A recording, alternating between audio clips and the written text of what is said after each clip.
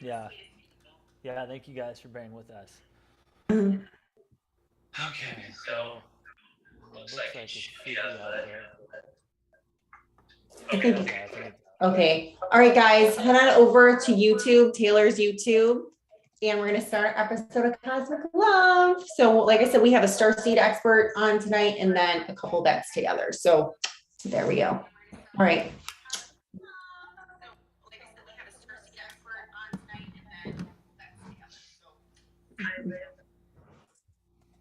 All right. I am back. Okay. Okay. What fucking planet are we on right now? You know, Okay, so we're gonna call our lovely girl, Christina. Is that right? yeah, we're going to call Christina. And Christina actually has called in before, but she had the wrong birth time. So we gave her and her man like a mediocre reading. She's like, how can this be? This is the most in love I've ever been.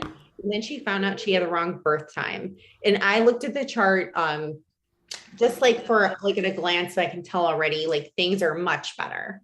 Yeah, things are much better. Hey, Hey, Sarah. Hey, did you hear that? Taylor. I was gonna let her finish her sentence. Oh, sorry. Because things are much better.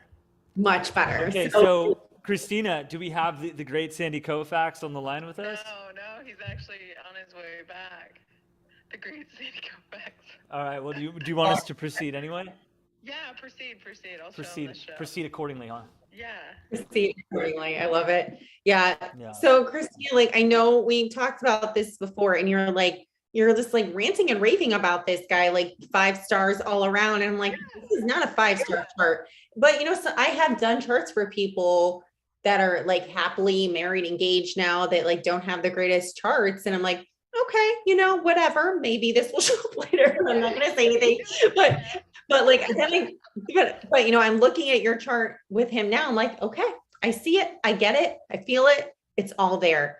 So let's take a look here. First of all, you guys have conjunct ascendants there. In conjunct ascendants, MCs and ICs. And that makes a big, big difference because this means that you guys really have similar natures. So like everything, especially since you guys are like so close in age too, a lot of planets are in alignment. So your natures are just so similar. Like who you are with him is very much in alignment. So I feel like you guys just have like a lot in common. Is that how you feel like you have a lot in common? Absolutely. Just get each other. All right. So right away, this is like going off to a better start than before. All right. Okay. So the other one wasn't bad. It was just like, oh, this is compatible. Yeah, it's good. It was just like kind of like meh. It was meh.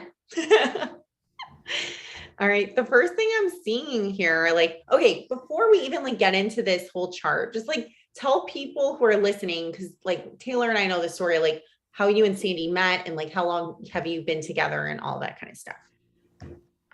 Okay, so we kind of I guess you can just say it just aligned. We literally like we're not trying. It just kind of like our lives aligned together. Like it was like outside forces kind of pushing us together. And the minute we had a date night, and then it was like we just never left each other alone. Wow, it's really cute. I was like just inseparable unless he has to go to work, but when he comes back we're like immediately together. I love it. Amazing. Yeah, it is amazing. Yeah, because like this chart is like so aligned. So it's so funny to say like aligned. So there's just so many good things here. But like the first thing I want to say is like this is like a sign of twin flames because not only is like all of your access points, like the ascendant, the MC, the descendant, and the IC all aligned, but your north node is on Sandy's MC and your south node is also on Sandy's IC. So basically like you guys are meant to have like this public life together, but you also have like you're both are very comfortable with each other as well, because you also have like past life stuff going on with Sandy too. So I feel like you kind of felt like you already knew him from before, if that makes sense. Absolutely, Sarah. Like I have never, when I've just met somebody, I never spend the night with them per se, because I'm always like, I can feel their energy, and I'm always like, Right. oh gosh, I gotta get out of here. Right. With Sandy, I literally put my head on his shoulder and I fell fast asleep. It was like the most safest place I'd ever been in my life. Like, that's never happened to me. Yeah, that's totally like that IC thing, because the IC in a chart is, it's like called, some astrologers call it the nadir. It's like our comfort zone. And since yours matches up with his, and then your south node in your Mars, which is like your battery, like your internal battery or motivation, are right on his Neptune, sorry, not his Neptune, but his Jupiter and his Uranus. It's like that Jupiter energy that he has right on your Mars is like expanding the energy to actually like stay in relationship with him, and that whole comfort zone kind of feeling. So it's really beautiful. Yeah, even though like I feel like Sandy is like, I can see like in the chart, okay, both of you have this actually, like both of you don't like, how do I want to say this? You're not like comfortable on your own. You probably both have like difficult times like sitting still or staying still, because usually that's what Uranus on the IC implicates. Like you guys just like want to like move around a lot. So I feel like you guys actually add stability to each other because you're both so much like that. And we also, the Eros conjunct Amor is one of the earlier signs that we saw for a very like erotic or very, you know, sensual connection. Um, what are you laughing at? Because you know you have it. Embarrassed. Absolutely. I know she gets bashful when it comes to sexuality. She's a laugher. There's like Mhm. two kinds of people. There's like the kind of people that are like, mm-hmm, oh yeah, and there's the other people like, ah. She's a Virgo rising. That's probably why. Yeah, actually, matter of fact, Christina laughs at other people's pain, but that's her way of sympathizing. Whenever I tell her I'm in like a horrible mood, she cracks jokes, but that's like how she connects. That makes sense. Yeah, that's true. I Yeah, know. I don't Taylor's know. been in some pretty crazy spots. Yeah. Yeah, I think Oh, that's Jupiter and Capricorn. Yeah. Jupiter and Capricorn. Yeah. Sarah, what we want to know, and I don't think it's true. Do you see a sextile or a trine between their Liliths? I wasn't sure because it's hard to tell the degrees, but Yeah. um, Let me see no, here. Let's see. It we're gonna looks, find out, Christina. But that's not the yeah, only. looks like Christina's Lilith is in Pisces. Very nice, in your seventh house. And then Sandy's Lilith, Is in where Cap. are no, yeah, it's in Capricorn. So Is it that is, sextile-ish? looks like a sextile to me. I can't see the degrees, but I'm just gonna call it, yes, it's in sextile. Ooh. But what I do like about this too is also that his Juno and his Eros is definitely in sextile with her Lilith. So that means Oh. like, yeah, there's a lot of erotic attraction here, very similar sexual natures. Capricorn and Pisces energy they complement each other well, because it's just like one wants to control and the other one wants to just like have fun and like surrender. So I'll leave it there. You like to surrender to him. Oh my God. She's giggling, so it must be true. You're not wrong. Yeah. Yeah. So it's like a very submissive, sexually submissive. Yes. Yes. She's okay with it. She's like totally okay with it. That's the spirit. Yeah. All right. Sarah. Yeah. Oh, you're welcome. Okay. So the other cool thing I'm seeing here is that Sandy's part of fortune and his Vesta are on his descendant, which are also on your descendant. So like that means like the descendant is all about like the kind of partner we're attracted to. So like he feels like really like it's not just sexual attraction. It's not just that you guys feel comfortable with each other, but it's like this pure love that he has for you. Like he just really, really likes you. Like always and forever. Like I feel like this is like an always and forever. What do you think, Taylor? So absolute. Oh, that's how I feel. Soulmate vibes. Soulmate. So cute. I saw it on the conjunct ascendance, and there are other things, the Eros and Amor, and also his what was it on the south? Oh, Jupiter on the south node. Just hit that warmth and optimism that he brought you in a past life is now transferred into this life as somebody that you're very comfortable with. Yeah, definitely. Oh, and then this is really cool too. I love this when this happens. So, Christina, this is how it works. So I'm like, who's the red, who's the blue? I always forget, and I have to like fact check. But Christina, your sun and your Mercury and your Juno, like especially your sun, are right on Sandy's ascendant. So it's like you're so like attracted to him and like his nature, and like his nature is who you are too. So it's just like really just like sweet. And I feel like you just get him too, because that Mercury, like you just understand who he is, like implicitly, like just right away, like right when you saw him, you're like, I get you. I understand you. This makes sense. Together forever. Yeah. So like, how long have you guys been together now at this point? Since November 11th. Okay, so you're almost at that 6 month mark. 11, 11, 11, 11. 22. No, 21. What's that? I missed that. Okay. I think, yeah, we're on the 6th month, going on 7 months. Yeah. Oh, yeah. Yeah. Yeah. My math isn't good, even though you're going on 6 months if it's going to be May. Okay. Yeah. I think so. Someone in the comments help us out. Who's a math? It doesn't matter. It But doesn't 11/11, that's a fortuitous day. Look at that. The portal. Yeah, it's the beginning. Baby. The beginning of something amazing. So you certainly did that. It's like really, really good. Okay, so I'm gonna look for some other beautiful things here that I am seeing in the chart. Oh, this is cute too. Oh, they have like sun trine sun. Oh, that's so sweet. Like you guys, it's like your personalities are so complementary. You're both like really down to earth people, and like you're both like the kind of couple of people are like, oh yeah, like they just have their shit together. We don't know like how to get our shit together, but these people do.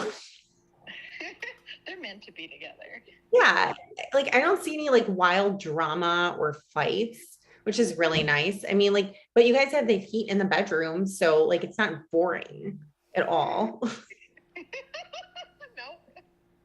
No, like the smile, the laugh that I'm hearing says it all. Okay, Taylor, are you seeing anything else here that's like really special? Well, I'm seeing more special stuff, but you go ahead. You go ahead. I'm a little distracted. I'm getting weird messages on my phone. Okay.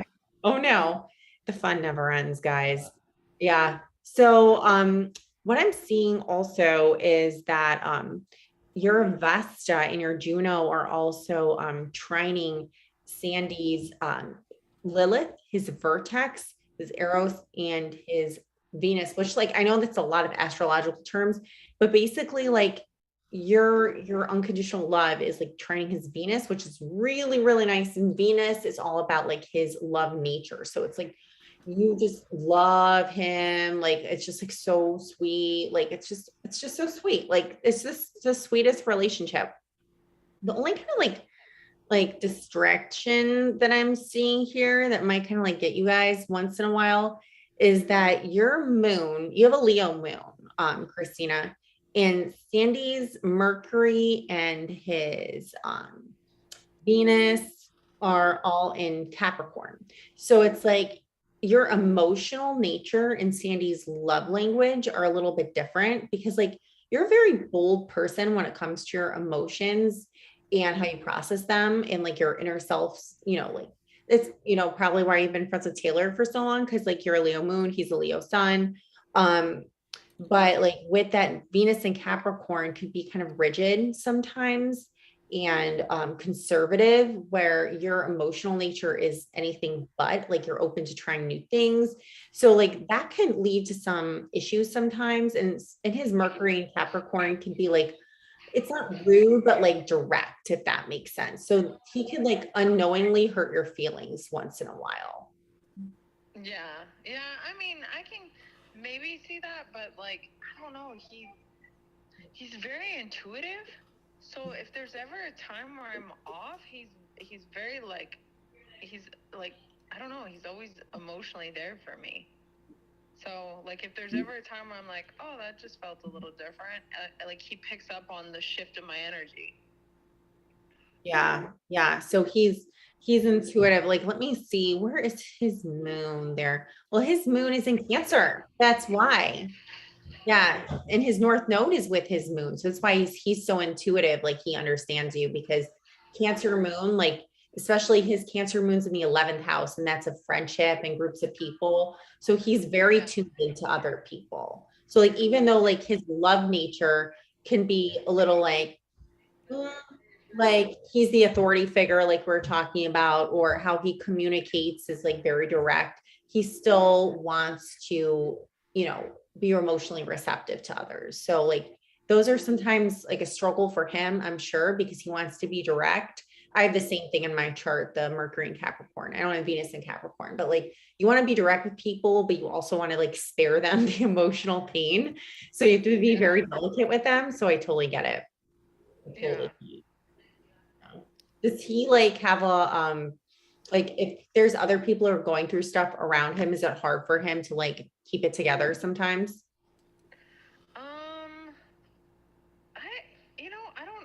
I think he kind of just, I don't know, he just kind of like gets quiet, I think, and I think he sometimes, he just gets quiet. Yeah, it's interesting. It's just kind of like, well, I don't know what to say, I don't know what to do. That Yeah. kind of deal. Yeah. Just interesting, like, I don't really run into too many male Cancer moons, to be honest with you. It's more females, which I find to be interesting. So like when I do, find them out in the wild, I'll have to, like, I'm asking you, because of course, like, he might not tell me, like, how does he deal with his emotions? So you're telling me he kind of just like, contemplates, which that's interesting. Interesting. Yeah, he's a deep thinker. I would definitely say that he's a deep thinker, and Yeah. he is. I can tell he's very sensitive, but it's not like, I don't know. Yeah, it doesn't overrun him. Yeah, it doesn't. Yeah, definitely not. But you can tell that they're there. Yeah. And like I said, he's just very intuitive to my emotional state, and I think that's because he is a Cancer moon. Yeah, definitely. That makes total sense. Yeah. Yeah. When they're with their partners, it's like they know, like it's you don't even have to tell him. He can just tell by your body language. Oh my gosh, yes. I mean, Yeah. if I get a thought of something, it has nothing to do with him, but I start thinking on it and just a small shift, he's like, honey, are you okay? I'm like, oh, dang. Yeah, I'm okay, but I guess I started thinking about that. Yeah. The Cancer moons notice everything. We might not say it all the time, but like we notice everything. We know it's like, oh, like you shifted your eyes this way. It's like, So it can like get a little too much sometimes, but like he has other stuff in his chart that's balancing it out. Thank goodness. Yeah. Like I told you. Oh, for sure. Yeah. He feels very balanced. That's awesome. Yeah. So let me see if there's like anything else. Like, so you guys are living together at this point, right? Yeah, we are. I didn't even know that. When did you move in with him? Like we started moving in probably about a month ago. I wasn't listening. Yeah, I guess not. No. No. Well, they probably have like the most comfortable living arrangements of all times because their fourth houses are conjunct. The fourth house is the house of the home. So like you guys are so similar. Is it like the most comfortable living arrangement you've ever had with somebody? Oh my gosh, yeah, because it's almost like literally like when I want to go to organize something or I want something to be like tidy or like organized, like he's already on it. He's already like making things like super organized looking. He's like he looks at details that I always felt that I was the only one to look at, and he is looking for those details, and it's just so easy. It's so Virgo rising. The Virgo rising thing. I love that. And then he has all that cap in his chart too. So he's like, it has to be this way. It has to be organized this way, or else I'm going to lose my mind. So I totally get it. I love it. Well, thank you, Christina. I'm so glad that we were able to Thank like, you. I'm glad your audience can hear the fact that just an hour and a half difference can like take it from like, oh, that's good. That's a good match. But Yeah. then like an hour and a half later, you're like, oh my gosh, you guys are soulmates. Well, that really speaks to the power of knowing birth times, because so many Yeah. people want synastry readings like, well, I don't know what time he was born at or what time Yeah, she was they're born like at. just It's like, guesstimating, and it's like you don't realize how much that can just throw it off. yeah, really. I mean, especially when it changes. I mean, Sarah, does the rising change every hour and a half or 2 hours, or what's the number again? it's every hour and 45 minutes. Hour and 45 minutes.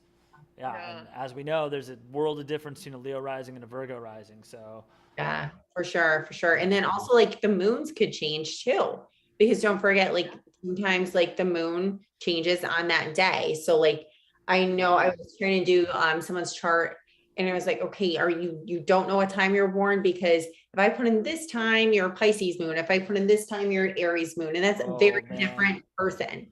A that's like Pisces moon, that's probably the most bipolar that you can get: Pisces moon versus Aries moon. Oh my yeah, gosh, are you talking about that specific moon? That happened with my ex-husband. That chime change, and then I'm like, oh my, I thought he was a Pisces, but I'm like, this doesn't make sense. He feels more like an Aries, and lo and behold, he was. Yeah. yeah, it's very, very different because Aries, they're so like assertive and just so Explosive. bold. Yes, especially Aries moon. Oh my Irrational. gosh. Yes, they can be. Pisces, like you'll never know what's going on because most of them are just so passive, like Pisces moons. So that's a very different emotional nature. So yeah, so it really like we need the birth time. Like I also had a client once, and Christina was in my class a few weeks ago, the class before this one, and we were talking about this one client I had, and she's like, "Okay, Sarah, like all my whole life I thought I was a Leo, but I never felt like a Leo." She's like, "Am I really a Leo?" So she gave me her birth time, and this woman was a Cancer. She was a 29 Cancer, so it was like 29 minutes, 29 degrees, 29 minutes Cancer. And she's like, that explains so much about my life. Like and it was also like her moon was different too because of that, like 30 minutes difference, because the moon and her rising and the sun all changed within that 30-minute time difference. And she's like, this makes more sense now. I know I was a Cancer. I know I'm not a Leo. I know I'm this moon. I know I'm this rising. So like it altered everything for her. And we had a beautiful reading for her because we had the correct birth time. Otherwise, she would have been a Leo, and she's a really nice person, but she's fun, but she's not a Leo. She's no Leo. Right. She's no Leo. No, Thank you for no. having me on again, Sarah. Thank you for your energy, Taylor. Thank you too. Yeah, you're welcome. You're welcome. We love you. We'll talk to you soon. Yeah, I love y'all too. I'll talk to you later. All right, bye-bye. On everything. Bye. A love story with Sandy Koufax. Right. What a difference an hour and a half makes. I know. Yeah, that's wild. That is a great example. I'm kind of glad we had that because, yeah, it's a great reminder for the value of birth times. And that's so, I knew, you always think of a moon is every 2.5 days. But yeah, obviously, if there's a 4-hour difference, it can change within that time, or even a 2-hour difference. I mean, Yeah. it's not just like 2.5 days. Like, well, it's as long as it's the same day. It's like no, the moon changes signs within a day, within a few-hour period. Exactly. So Uh, important. Get your birth time, order your birth certificates. If for some reason in Canada, they don't have the birth times on there. I don't know if it's all the provinces, but I've had a few clients tell me like, I just asked my mom and this is what she thinks. But like, if you order your birth certificate, and like, I know in British Columbia, they don't have the time on there. So I don't know what to tell you guys. Just ask your mom. Your mom always knows. Mom knows. She knows because she remembers the pain. All right. who's next? We have Nuri. And Nuri, the star seed twin flame expert. I'm so excited to hear what she has to say, Taylor, Yeah. because she's like, so we haven't talked about twin flames in a while on this show, like exclusively, Yeah. but that's definitely something that, people want to know about. Some people want to know, like, how do I know that this person's my twin flame? Is it a soulmate? Is it twin flame? Is it a karmic partner? Is it just like somebody I'm interested in? Yeah. And I felt like maybe she can shed some light on this topic. And there's like a million YouTube videos about this too. So Yeah. Okay. get her perspective. I'm so excited. Yeah.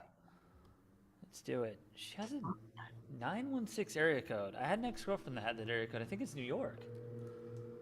916. I haven't seen that in a long time. Who's in different area codes. Well, yeah, I know. That's how I remember people like. But that's my association is what girlfriend and what area code. Love it. Yeah. Yeah.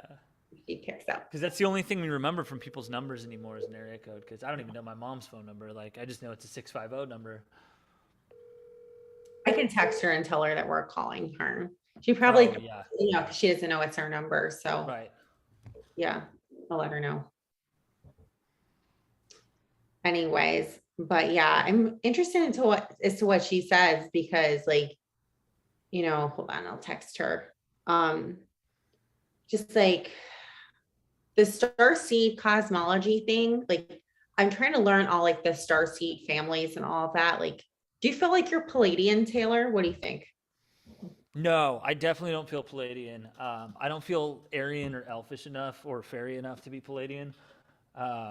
So I would have, I don't know, from Orion maybe. Is that one of? I know I'm working on it right now with Ishmael, so I should get better on this, and I will. I'm really like educating myself, but all I know is not Palladian, maybe Syrian or something. But I don't even know because I identify with the sun mostly as my terrestrial home star. So. The biggest you're Because I'm a Leo, and I like planet Earth. I like deserts. I like oceans. I like mountains, and like I feel actual comfort here. It's not perfect, but unless we're from. I mean, I guess the idea is that in a star seed type environment, that we're living in this kind of etheric astral layer where we can communicate and engage with our environment through telepathy and telekinesis and all of those kind of things. So we certainly don't have that. We have, extreme matter and physicality here on Earth, but I don't hate that necessarily either. Mm-hmm. No, I know what you're saying. Yeah. I've heard, like when I had a reading with a really good astrologer and she's a starseed expert, but at the time I wasn't into it at all. Yeah. And she's like, you're a Syrian starseed. And I'm like, really? She's like, yes. She's like, look, she's like, the star Sirius is conjunct your moon right on your descendant. She's like, you are a Syrian starseed. You are here to teach people. And I'm like, okay. She's like, you're an elder. You're a wise elder and you're meant to teach people what you know. I'm like, yeah, that's about right. I feel like that's me. But I've had a lot of people reach out to me from like the starseed community saying like, I'm Palladian. I'm like, I don't feel like I'm Palladian. They're like, well, you look Palladian. I'm like, maybe it's because I made myself look Palladian, but I don't think I'm actually like naturally like if like if this was like 200 years ago and there was no bleach for hair dye. Right. I would not look Palladian. And especially at this point where, I have grays and everything like that. Right. I know. I would not look Palladian. No, it's the pink, it's the makeup. I don't know. Yeah. Well, I don't know. Soon I'll be teaching all about it. I'm definitely I'm definitely taking that. Yeah. We can't I call her again. Hey, by the way, 916, not New York, Sacramento. That's what it was. Different girlfriend. Mm-hmm. Yeah. Not so. I know there's 9 in New York. All the way in New York? How did that work out? Long distance? Well, she was from the Bay Area, then she moved to New York. But I think she was so excited to move to New York that she switched her cell phone to a New York code for like street cred. Okay, I get it. Yeah.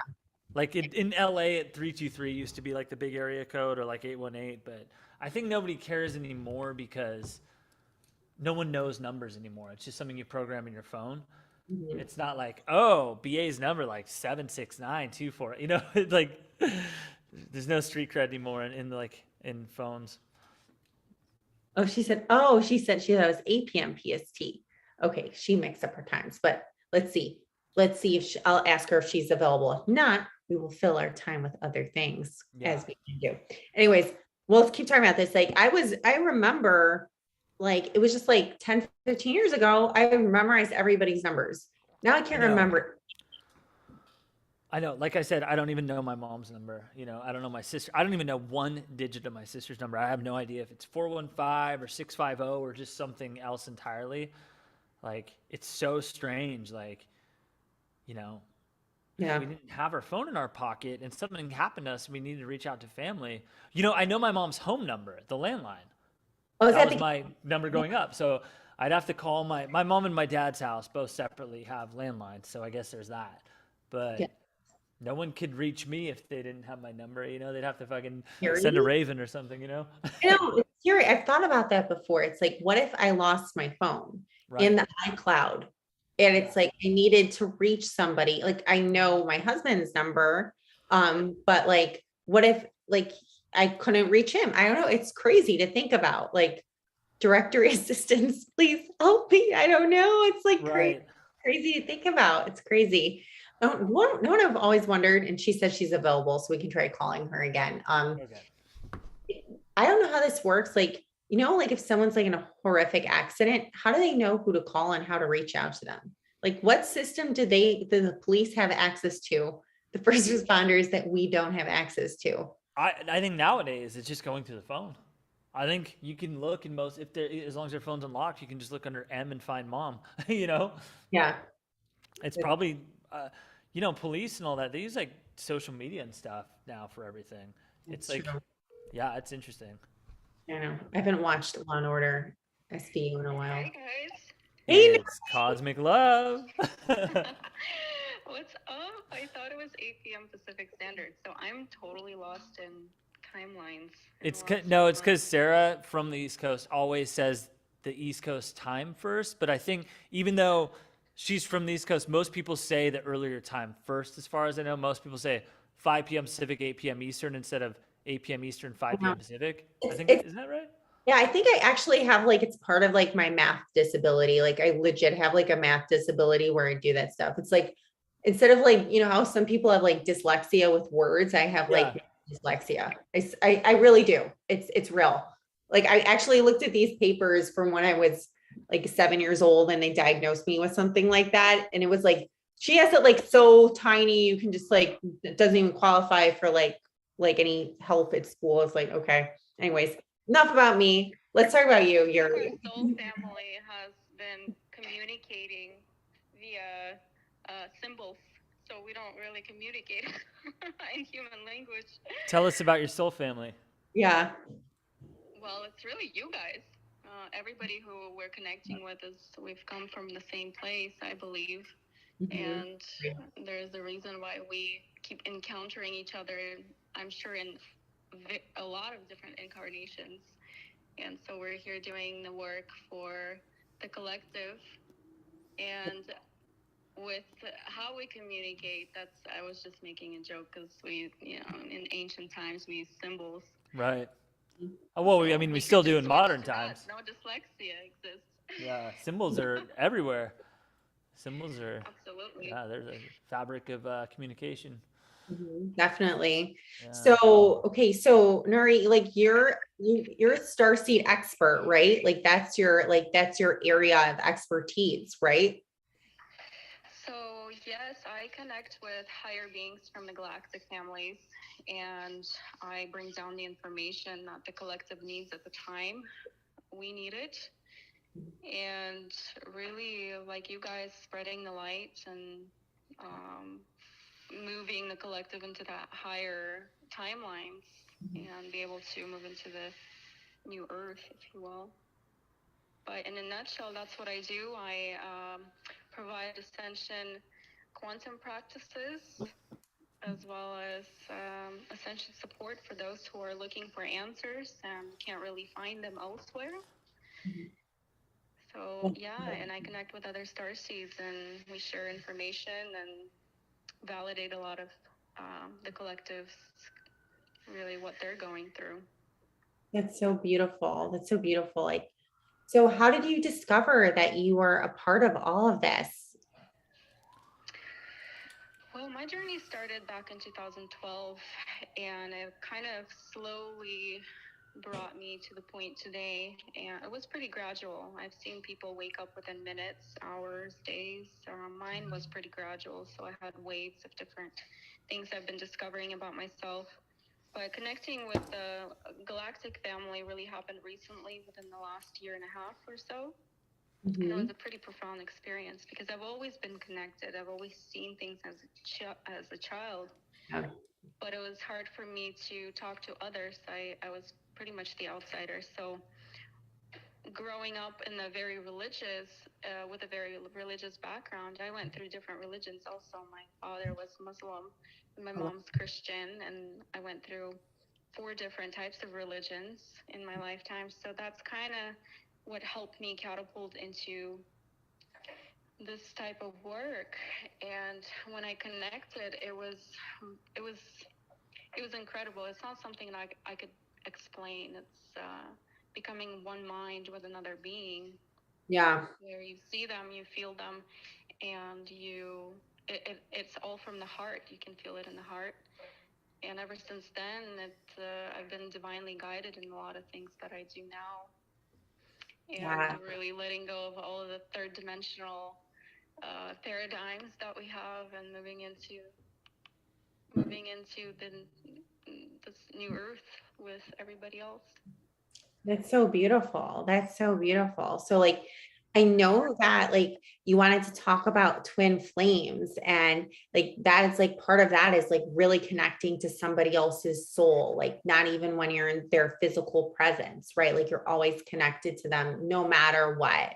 So like tell us about all of that cuz like I've been trying to like figure that out astrologically and I feel like I've cracked some of the code, but I know that there's more involved in that. Like all of what everybody does complements that. So like tell us about that because like that's a huge topic and with people who are in the spiritual community who are trying to find love. Is this my twin flame or is it just a soulmate or whatever? Yeah, I've been going through this twin flame journey and really researching it because there are uh, a lot of different opinions on what it is and what people experience in this journey and how they experience it.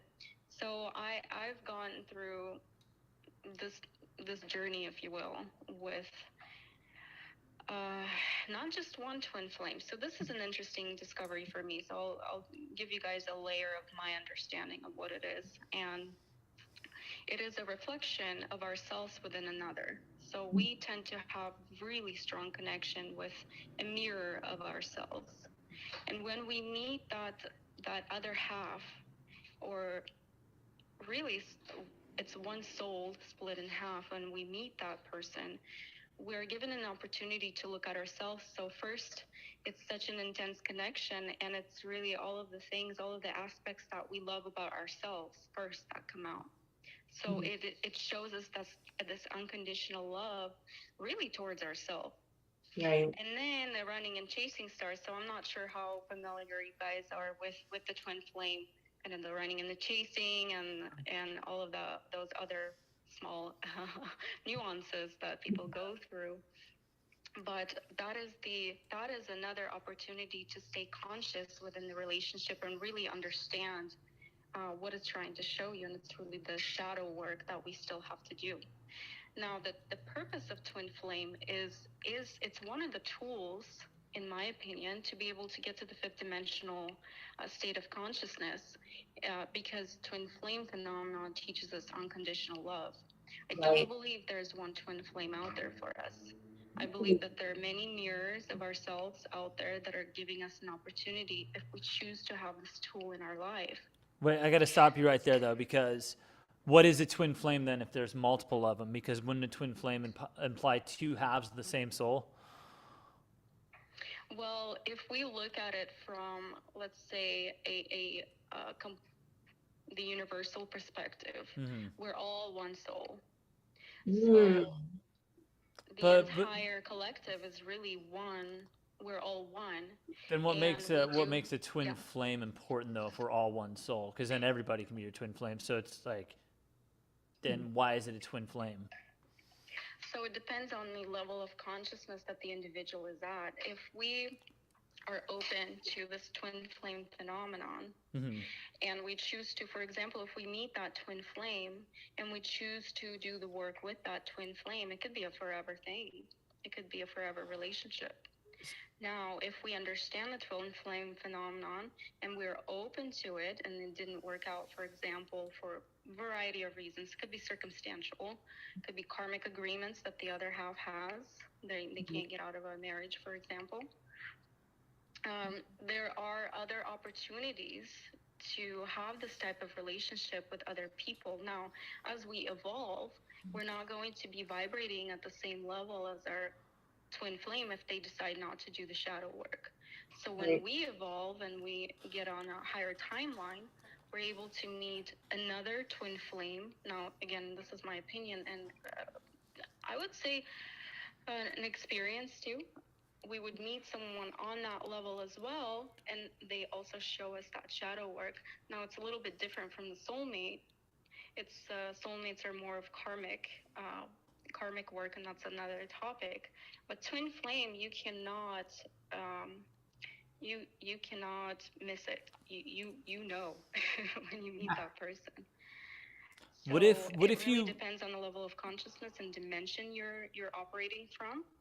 And again, that same person, for example, if you really decide to do the work and you're not really open to meeting other twin flames, that person, if they do end up doing their shadow work, it could mean that they could be in the same dimension as you are and reconnect and continue evolving together. So Now, I got, yeah.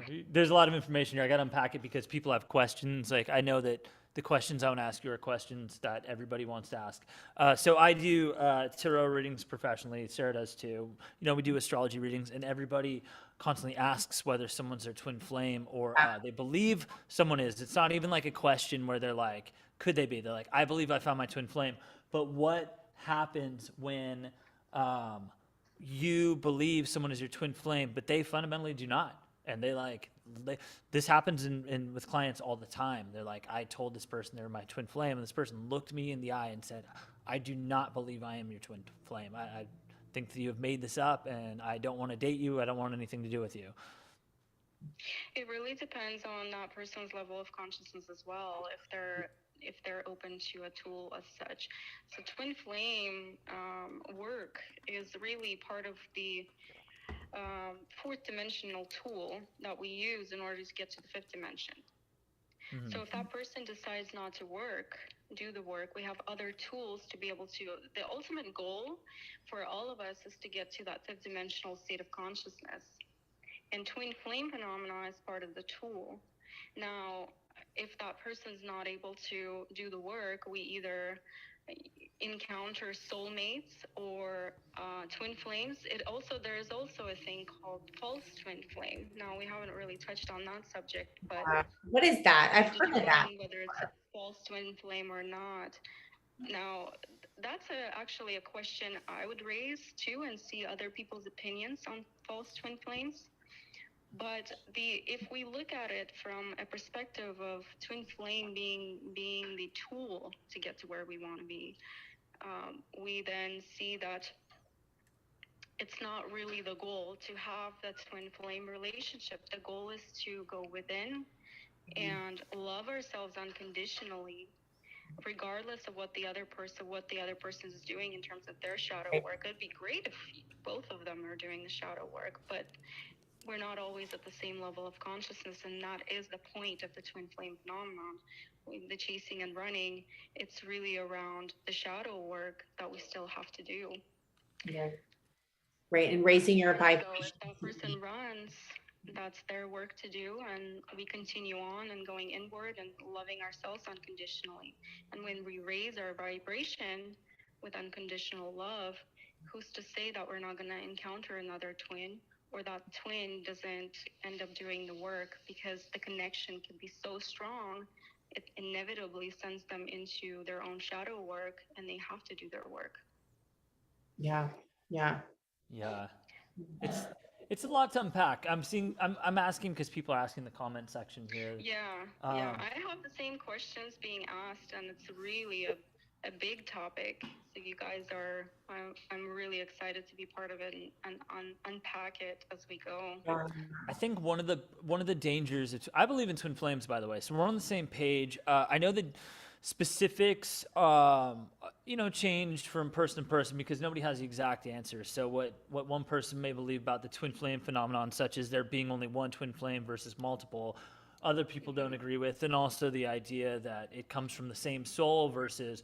I know somebody who's a very big twin flame counselor who fundamentally says twin flames are not the other half of your soul, and not even like your soul in the cosmic sense, but they're not actually part of you in that soulful way. They're their own individual soul. But one of the dangers, the toxicity of twin flames that always needs to be addressed, people in the spiritual community, is that the sense of entitlement, that because you have, basically staked your claim on someone as your twin flame, that you have any kind of spiritual or romantic rights to them, even if this person doesn't agree with you, if they're dating someone else and they have told you, I am not, and go fuck yourself. And I'm being facetious, but this shit is real. Like, I have clients who won't let go of people that they claim are their twin flames, and the other person says they're not. And it's not just about like, oh, that person isn't ready for you. It's like, at some point, you can't violate somebody like that, Right. You have to go on. You have to So then we're getting into the free will situation, but again, it goes back to, if we're holding on to someone or something, it goes back to loving ourselves unconditionally. Why are we holding on to or staying in a situation that's toxic for us? Yeah. The twin flame teaches us unconditional love, not just for other people. First and foremost, it teaches us how to love ourselves. And so by showing that to the other person, by being the example of that, that is how we're able to reconnect with our twin flames, doing the shadow work internally. And it doesn't have to be in that relationship. Majority of the twin flame relationships are actually they're more separate, because it's going inward. It's looking at all of the triggers that happen within the relationship, because it is tough. It's one of the toughest relationships to have out there. See, I completely agree with you about that, the internal aspect of it. And I think that if people were like, I'm not trying to offend anyone, but people, if they're consciously a little more elevated, they would understand that statement very well that you just said, that I agree with, that it is about your own private journey. It's not actually about the other person almost at all. It's only about what the other person triggers in you, or how they lead you to some kind of divine ascension, or what they, how they basically elevate you, or you know what I mean? Mm-hmm. Yeah, and it is hard. It is hard to get to that point, to go in and love ourselves, and let go of that person that you love absolutely unconditionally, no matter what. Yeah.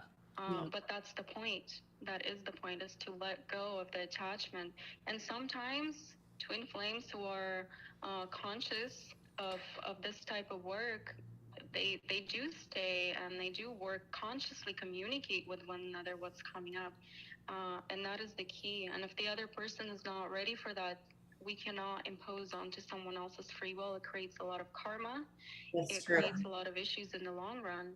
Yeah, I love that you're saying all of that. Like, you can't force it. You have to step away and see everything that it has reflected on you, and work on yourself. And as you unconditionally love yourself and you improve yourself, you step into your full power. Absolutely. But so, Nuri, I just really would like to hear your answer, because I actually really resonate with a lot of things you're saying. So obviously we have free will, and people are on different levels of their, divine ascension process. But do you believe that a lot of people are mistaken about who their twin flames are? Like, do you think that if somebody says to someone else, you're my twin flame, and that other person says no, it's not just about, well, they're on different pages in life. Like, do you think that's actually true? Like, this person is not, like, you were mistaken. I do believe that, yes. Some people mistaken individuals for their twin flames, but it's really a soulmate who is working your karma, a soulmate who has incarnated with you before. There was maybe a daughter-father relationship previously where now you're replaying it as a couple. There's so many different things, and really that's up to the practitioners like you guys. I do clairvoyance, look into past lives, so it's, seeking answers there, whether or not it's your twin flame, what kind of karma are you working? And if it's not the karma, and it's really to do all the shadow work from all of the lifetimes, because twin flames typically incarnate in all of the lifetimes with you, or majority of them. Now, we're not talking about the galactic and other planets incarnations, but really on Earth. So it is, people do mistaken some people to be their twin flames. Yes, I believe that. Very interesting what you were saying, because that's like, I don't want to make it all about, well, okay, I'm just going to say this, that a lot of people who have, I guess, past life regression do see people from this lifetime that were parental roles in the last lifetime that are soulmates or twin flames, which it's like kind of seems weird, but you hit that on the head there. So it's very strange how we all keep on just like incarnating with each other in those very close roles over and over and over again. Yeah, absolutely. Twin flame energy is really evident. And before we meet them, we may mistake other connections as twin flame. But when you meet a twin flame, because you get lit up in all of your chakras, everything comes up, and within the relationship, then you're dealing with shadow work that is really profound. And it's not a karmic type of work, which soulmates bring. It's deep. It's very intense. It is, the pull and push is very evident. Soulmates are a little bit less. I believe the intensity is much less. But once you encounter a twin flame, there's no mistake after that. You just know for a fact. Interesting. Yeah.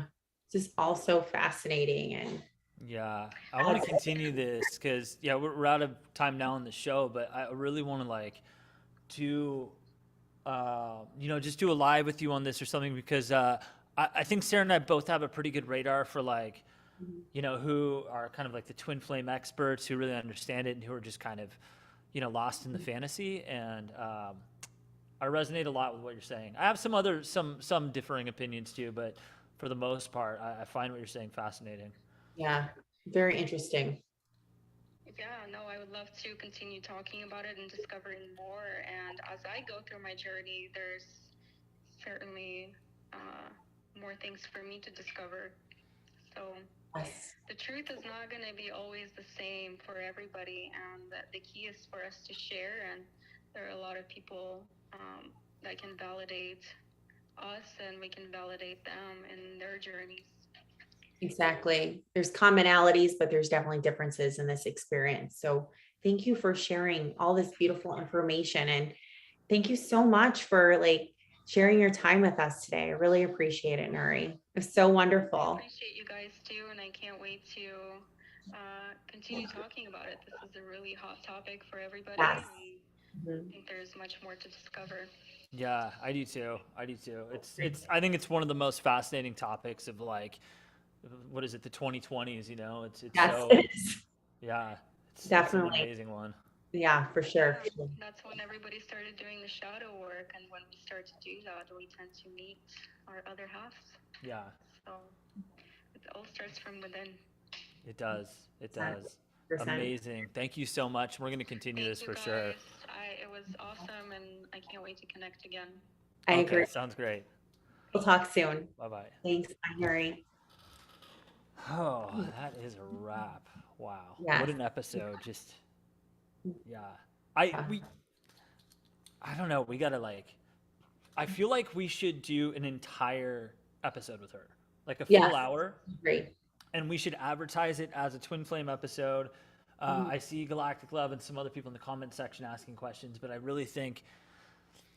think we need a big interactive episode where we take a lot of questions because she knows what she's talking about. She's, it's everybody has, there's no definitive answer. There's no, Bible on this subject. It's kind of an ever evolving, ever expanding Well, subject. But what it is there's similarities in everybody's experiences. There's parallels and things that are like quite taboo to talk about that she's mentioning there that we're all saying over and over and over and over and over again. So we have to talk about that. And I think we do need, maybe next week, we should just have the twin flame episode yeah, and get it all out on the table and get some questions and answers going too. And we can all share love some it. experiences. Yeah, I love Yeah. it too. Because that's where this all came from. So the twin flame journey thing that I wanted to look at with you, and here we are. So Yeah. I love it. All right, Sarah, we'll wrap it up right there. Sounds good. Yeah. Okay. Talk to you All guys. right. Bye. Bye-bye.